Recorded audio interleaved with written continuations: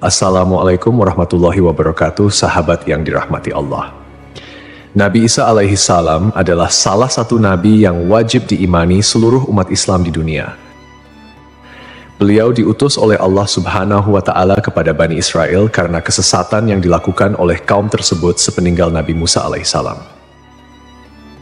Tidaklah sempurna iman seorang Muslim bila tidak mengimani keberadaan salah satu dari 25 nabi-nabi yang memiliki kemuliaan di sisi Allah Subhanahu wa Ta'ala. Pada akhir zaman, Nabi Isa alaihi salam akan kembali turun ke bumi untuk membunuh Dajjal, musuh umat Muslim yang paling ditakuti karena kehebatan fitnahnya. Nabi Isa akan datang kembali ke muka bumi demi menegakkan kebenaran serta memberi petunjuk jalan menuju keselamatan. Selain itu, ia juga membawa misi penting untuk membunuh Dajjal. Dajjal akan menyebarkan fitnah, kemudian berusaha menyesatkan umat manusia agar jauh dari jalan Allah. Tipu dayanya amatlah dahsyat sehingga yang baik akan terlihat buruk. Namun, tahukah Anda mengapa justru Nabi Isa alaihi salam yang ditugaskan Allah Subhanahu wa Ta'ala untuk membunuh Dajjal? Mengapa bukan Nabi Muhammad Shallallahu Alaihi Wasallam yang secara syariat sebagai junjungan seluruh umat Muslim di dunia? Sejatinya, hanya Allah SWT yang tahu alasan mengapa mengutus Nabi Isa untuk membunuh Dajjal. Tapi sebelum lanjut, jangan lupa klik tombol subscribe, like, komen, dan lonceng notifikasi sahabat untuk mendukung channel ini agar terus menyiarkan syiar Islam. Serta silakan tulis harapan sahabat di kolom komentar. Semoga semakin banyak yang mengaminkan, maka makin cepat terkabul. Membuktikan Nabi Isa masih hidup. Alasan pertama yaitu membuktikan bahwa Nabi Isa masih hidup. Bangsa Yahudi dan Nasrani percaya bahwa Nabi Isa dibunuh dan disalib oleh orang-orang Romawi. Namun, sebenarnya Allah Subhanahu wa Ta'ala menyelamatkannya dengan menggantikan peran Nabi Isa alaihissalam kepada orang yang wajahnya diserupakan dengan beliau. Sedangkan Nabi Isa alaihissalam sendiri diangkat ke langit atas izin Allah Subhanahu wa Ta'ala. Karena ucapan mereka orang Yahudi, sesungguhnya kami telah membunuh Al-Masih Isa putra Maryam, Rasul Allah. Padahal mereka tidak membunuhnya dan tidak pula menyalibnya, tetapi yang mereka bunuh ialah orang yang diserupakan dengan Isa. Ini sesuai dengan Al-Quran surat An-Nisa ayat 159 yang artinya, tidak ada seorang pun dari ahli kitab kecuali akan beriman kepadanya Isa sebelum kematiannya. Dan di hari kiamat nanti, Isa itu akan menjadi saksi terhadap mereka. Hal ini membuktikan bahwa tuduhan bahwa Nabi Isa telah disalib oleh kaum Yahudi adalah salah. Sebab selama ini kaum kafir mempercayai bahwa Nabi Isa sudah wafat. Sementara Allah menegaskan dalam firman-Nya bahwa Nabi Isa telah diangkat ke langit sebelum kaum Yahudi membunuhnya. Di hari akhir, Dajjal muncul dengan segala tipu dayanya, kemudian dibaiat oleh kaum Yahudi. Kaum Yahudi juga bersedia menjadi bala tentaranya dengan keinginan membalas dendam terhadap kaum muslimin. Kemudian Allah menurunkan Nabi Isa yang menurut mereka sudah mereka bunuh di masa lalu. Allah menolong Nabi Isa sehingga berhasil membunuh Dajjal dan mengalahkan bala tentaranya. Di masa itu, mereka sama sekali tidak bisa lolos. Bahkan jika ada seorang Yahudi yang bersembunyi di balik pohon, batu, atau dinding, maka benda-benda itu akan berseru, "Di sini ada orang Yahudi."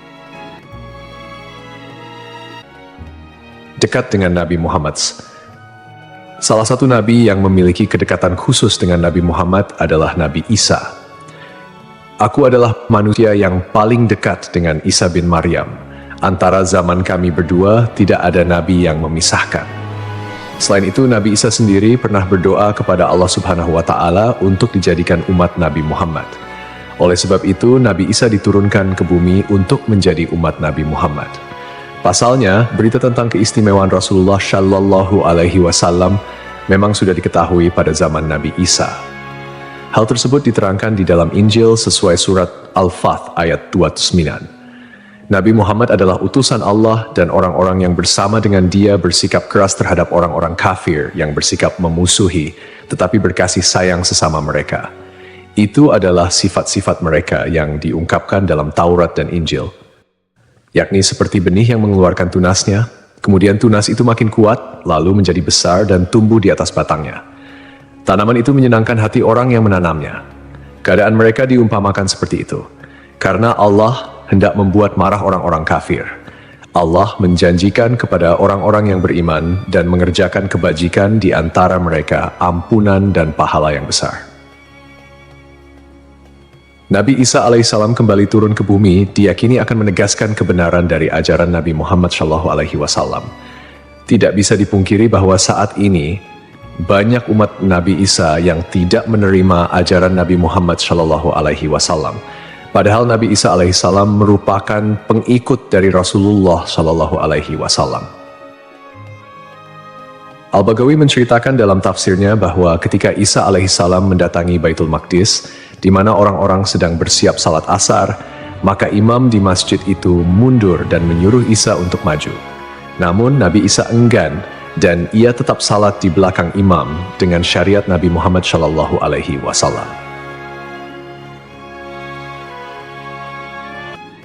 Menjalankan kewajiban jihad. Menjalankan kewajiban jihad sebagai kaum muslimin adalah tugas yang penting. Maka Nabi Isa diturunkan ke bumi untuk menjadi umat Nabi Muhammad. Keistimewaan Nabi Muhammad memang sudah diketahui sejak masa Nabi Isa dan diterangkan di dalam Injil sesuai surat Al-Fath ayat 29, yang artinya, Muhammad adalah utusan Allah dan orang-orang yang bersama dengan dia bersikap keras terhadap orang-orang kafir, tetapi berkasih sayang sesama mereka. Kamu melihat mereka ruku dan sujud mencari karunia Allah dan keridhaannya. Pada wajah mereka tampak tanda-tanda bekas sujud. Demikianlah sifat-sifat mereka yang diungkap Taurat dan sifat-sifat mereka yang diungkapkan dalam Injil.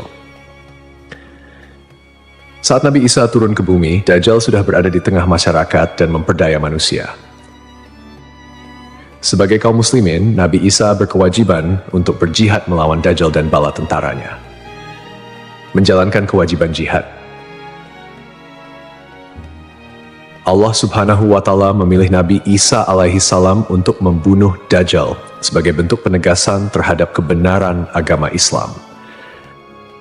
Sebagian umat Nabi Isa masih belum menerima ajaran Nabi Muhammad dan masih memandang Nabi Isa sebagai anak Allah Subhanahu wa Ta'ala, walaupun Nabi Isa sendiri menolak klaim tersebut.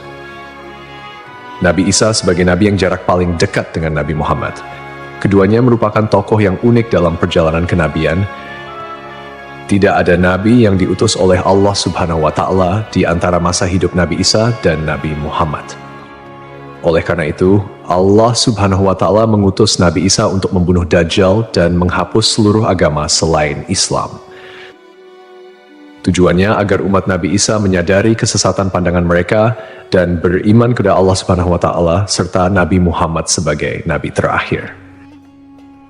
Tindakan ini juga menggambarkan bahwa agama Islam adalah agama yang benar dan sempurna, mengintegrasikan ajaran-ajaran para nabi dari sebelumnya. Agama Islam sebagai agama rahmatan lil alamin yang membawa kedamaian, keadilan, dan kesejahteraan bagi seluruh makhluk. Nabi Isa diberikan mukjizat luar biasa seperti menghidupkan orang yang telah mati, menyembuhkan orang buta dan sakit, serta berbicara di buayan hingga dapat menciptakan burung dari tanah liat. Nabi Isa sebagai penyempurna dari ajaran sebelumnya menyampaikan bahwa setelahnya akan muncul seorang utusan terakhir, yakni Nabi Muhammad. Nabi Muhammad, nabi yang paling mulia dan utama di antara semua nabi. Beliau dianugerahi mukjizat terbesar, yaitu Al-Quran, yang merupakan firman Allah Subhanahu wa Ta'ala yang tidak dapat ditiru ataupun diubah oleh siapapun. Selain itu, Nabi Muhammad juga memiliki syafaat, yaitu pemberian ampunan kepada umatnya di hari kiamat. Melalui perbuatan membunuh Dajjal, Nabi Isa akan memperkuat dan menegaskan kemuliaan Nabi Muhammad, mengakui kedudukannya sebagai nabi penutup zaman. Tidak hanya Al-Quran, Nabi Muhammad juga diberikan mukjizat lain seperti membelah bulan dan air mengalir dari jemari tangannya. Perjalanan Isra dan Miraj serta mampu bersabda dalam berbagai bahasa. Mukjizat-mukjizat ini menunjukkan kekuasaan Allah yang melampaui batas akal manusia. Sementara keistimewaan Nabi Muhammad sebagai utusan Allah yang paling sempurna semakin terungkap, akhlak mulia, kejujuran tak tercela, keberanian luar biasa, dan kepedulian yang mendalam terhadap umatnya juga menjadi bagian dari kepribadian Nabi Muhammad. Beliau adalah uswatun hasanah, telan baik bagi seluruh manusia. Hubungan dekat Nabi Isa dan Nabi Muhammad terlihat jelas, di mana Nabi Isa adalah nabi yang paling mendekati masa kenabian Nabi Muhammad tanpa ada nabi lain yang diutus oleh Allah antara keduanya. Nabi Isa bahkan menyampaikan kabar tentang kedatangan Nabi Muhammad sebagai nabi terakhir.